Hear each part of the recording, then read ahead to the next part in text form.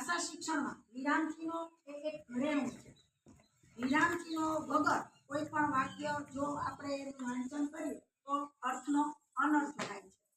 વિરામચિહ્નોને યોગ્ય સ્થાને મૂકવાથી જ તમે આરોહ અવરોહ લય અને અર્થને જાણી શકો છો। અહીંયા હું એક વાક્ય બોલું છું કે અહીં ગંદકી કરવી નહીં કરનારને સજા થશે, તો અલ્પવિરામનું સ્થાન એટલું બધું અગત્યતા દર્શાવે છે। પણ એ જ અલ્પવિરામને જો આપણે લઈ જઈએ કે અહીં ગંદકી કરવી નહીં કરનારને સજા થશે, એવું બીજું વાક્ય છે કે પાણી બગાડશો નહીં બગાડનારને સજા થશે, એ સાચી વાત છે। પણ એવું કહેવામાં આવે કે પાણી બગાડશો નહીં બગાડનારને સજા થશે, તો આ અહીંયા અલ્પવિરામનું સ્થાન બતાવેલું છે।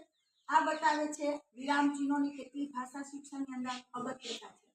સામાન્ય જોઈએ આપણે ત્યાર પછીનું લઈએ કે ભાવનો ભાવ પ્રગટ કરવા માટે વિરામચિહ્નોથી ઘણા બધા ભાવ પ્રગટ થતા હોય છે। એક સામાન્ય વાક્ય બોલું કે યાત્રાઓ નદી આગળ છે, પૂર્ણ એ વિધાન વાક્ય છે, પણ એ શેના માટેનું વાક્ય છે? તો કે યાત્રાઓ ક્યાં છે એનો જવાબ આપ્યો છે।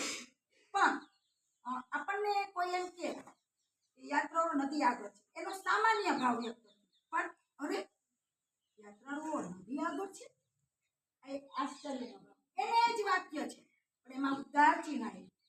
પછી આપણે કોઈને કંઈ પૂછવું હોય શું યાત્રાળુઓ નદી આગળ છે, તો પ્રશ્નાર્થ વાક્ય, એને જ વાક્યને આપણે લઈએ કે યાત્રાળુઓ નદી આગળ છે।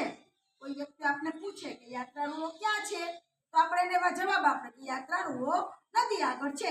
તો અહીંયા સંબોધન સાથે નવાય આવા એક ને એક વાક્યને જ્યારે વિરામચિહ્નોનું સ્થાન યોગ્ય સ્થાને મૂકવાથી અલગ અલગ ભાવ પ્રગટ થાય છે। તો આ રીતે ભાષા શિક્ષણમાં કુલ 21 વિરામચિહ્નો છે। એ 21 વિરામચિહ્નોને જો તમે યોગ્ય સ્થાને મૂકશો તો એનો યોગ્ય આપણને ભાવ પ્રગટ થશે, યોગ્ય અર્થ પ્રગટ